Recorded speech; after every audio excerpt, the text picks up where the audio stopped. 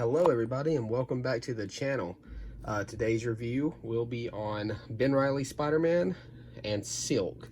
These are two new number ones that I've been excited to read, especially this one. And so we're going to start with Ben Reilly Spider-Man. And so this takes place during the Clone Wars. Now in the book they say the classic Clone Wars saga. I don't think I've ever met anybody that's actually said they like the Clone Wars saga, but I do like Ben Reilly. I've been really excited about this book ever since I found out that it was going to be coming out. I love Ben Reilly's suit, and let's get into it. So I don't know who it's written by, and then I honestly paused that when I saw this, that we were getting a new Ghost Rider comic.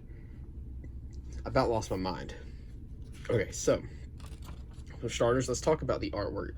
So the artwork is more cartoony than what the usual modern comic book art's been lately. This one looks like it's from like the early 2000s-ish. So we got Ben Reilly walking through the city, and so what makes him different than Peter in this book is Peter's more your lighthearted, comedic Spider-Man, but Ben Reilly's kind of dark. You know, he's been through some things. He's not your everyman character like Peter is. So when he gets stopped by J. Jonah Jameson here, and he mistakes him for Peter Parker. Ben's like, I'm not who you're talking about. Gives him that glare, scares Jonah off, and Ben's like, it felt good. So there's that going on, and then we cut back to him being back in his apartment. He's you know, talking about Peter being on moving away with Mary Jane. They have a kid, they're starting their life together, and he's back at New York being Spider-Man, and he talks about how that's the way it feels right to him, as being Spider-Man. So we still get the flashback going on, him talking about all that with the Clone Wars, him finding love, and then his brother Kane, who's also a clone just like he is, because in case y'all don't know, Ben Reilly and Kane are clones of Peter, created by the Jackal, and yeah, that's about it for that. So Kane and his previous love interest is in prison. And we go on, and this is a character named the Carrion, I want to say, is what his name is. I believe that's how you pronounce it. Well, so Ben puts on the suit, and again, I love that suit. Also, Gwenverse #1, really like that. Love Spider-Gwen. Been reading through the omnibus, and it's solid. So we got Ben in his suit. I love his freaking suit, and he goes on and he starts fighting Carrion, which is a character, God, can't remember what his name was, and I just finished, Malcolm. I just finished his book. So Spider-Man knows who he is, and he's like, don't let Carrion take over, but Malcolm is like, he's tired of the pain, and it turns out that the moment when so he touches Ben here. So Ben Reilly gets touched, and it's like sending in the grief from Malcolm into Spider-Man, and like he continues fighting, and then so it turned, like, what ends up letting him happen is Spider-Man actually stops, and this is where Ben Reilly shows that he's actually just as caring though as Peter is. He lets Carrion grab him and shares in the grief of Malcolm, which then a therapist comes and some other cops, and they take him back to Ravencroft now. And their whole goal is they're going to try to fix the criminally insane. Sounds familiar to a book I reviewed yesterday. If you don't know what that is, go watch my review on Batman Detective Comics 1049, which, shameless plug, but so then it gets to this couple. They're coming back from a date, and he's like, the night doesn't have to end, and she says, no, but there's a chance we could meet up again, but I got to be at work in the morning. And he slams the door, and well, we'll find out what happens to her a little later in the book. So Ben Reilly is talking to the therapist, and he actually shows or takes off the mask, because it turns out that she knows about Peter and Mary Jane, and he assumes that Peter told her all about him. And he talks about how he doesn't need any friends, he doesn't need therapy, and he dips out, like, bye. So we get to the part where he's at work. He works at it looks to be like a little diner, hashtag Waffle House, and he's like fixing this guy coffee, and they're talking about old black and white movies. And then they get on the news report that there was a murder. What did that woman that we saw earlier got brutally murdered. And then it goes to where he's sleeping. Well, this is the part I got really excited about. Like, I was really excited about how this ended.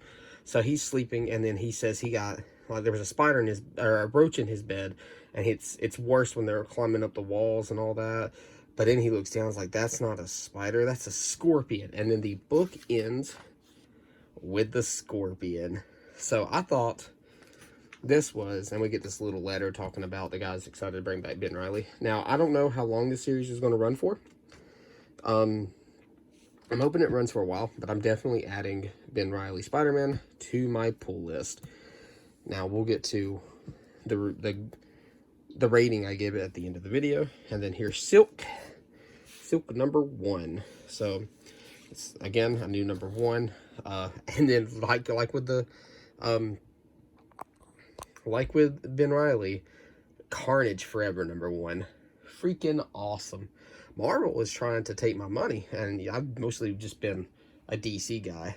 And, well, so we get to a little bit, I'm assuming a little bit of backstory about Silk, where she falls, and I mean, that's literally about it. She just falls down there, and I guess I don't know much about Silk. And then it goes on to a crime, and she stops the crime. And well, let me pause here and talk a little about the art. Now, I thought the art was decent in this book. I didn't like it as much as Ben Reilly's. I really liked how cartoony Ben Reilly's is, but I thought this one was decent. So we get back to talking about this book, though. Well, we see that she's actually trying to stop the crime, and then this guy's like recording Silk going on and trying to, go viral. Aren't we all, kid? Aren't we all? Well, so he takes the kid hostage, and he's like, if you don't move, or I will chop him up. And then she's like, let me just kick you in the nose and break everything. So Silk flies away after helping the kid, realizing that this kid is really stupid. So then we get back to her normal day life, and she works at the what is it called? She works in this, I forgot what the photography place is that Spider-Man works at. Anyway, she works where he worked. J. Jonah Jameson is still there. So, God, I forgot about the Daily Bugle. That's what it's called. Almost wanted to call it the Daily Planet, but that's Superman. So, they start talking, or J. Jonah Jameson's freaking out about how Silk's been exploding, but not because of them. And we get to the kid who's now breaking into a museum that's about to open up, and pardon me, and he's talking about this vase, like he says it's haunted. He says this museum is haunted and all that. Well, we go on, and the this little area there in front of it explodes, and then he's like, that's awesome, we can add special effects and make it even better. And they didn't pay attention, but there's this hand coming out of the tomb. It's all mysterious and stuff. Well, then so it's funny, it cracks me up. Let's go back a page. So it cracks me up that they're leaving and all that, and he forgets his freaking hat, and that's what he's worried about. He forgets his hat.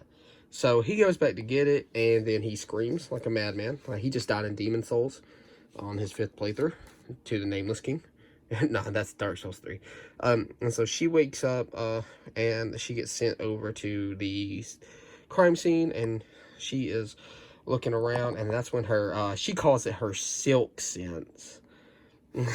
So she goes back and checks it out, and there's a samurai looking dude, and after that, she finally finds the guy. You know, she helped the dude out earlier, in the, you know, the other day, and look, he's now old.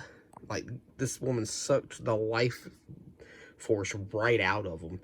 And so yeah, that's where the book really ends. We get to see the villain. I have no idea who that is, so if y'all do, let me know in the comments below. But I thought the issue was interesting. I didn't like it as much as Ben Reilly. I will be picking up issue 2 of Silk. I just want to see where it goes. Plus, I really love Spider-Man, and I thought about picking up Spider-Woman. But anyways, let's get to the ratings. So for Ben Reilly, I'm going to give it an 8 out of 10. I thought it was a solid first issue, and I like where it's going, and I hope that it gets better. As for Silk, I'm going to give it a 7 because I didn't enjoy it as much. I thought the art was okay, and I also just don't know much about the character, but I'm going to keep picking them up, and then we will go from there. But comic book lovers, I want to go ahead and give y'all a little hint of what I will be reviewing next, and I think it's going to be exciting. So the next book I will be reviewing, I won't show y'all what it is, but it involves a particular green superhero, and that's all that I have from there. Anyways, thanks for watching, like and subscribe, and I'll catch y'all next time.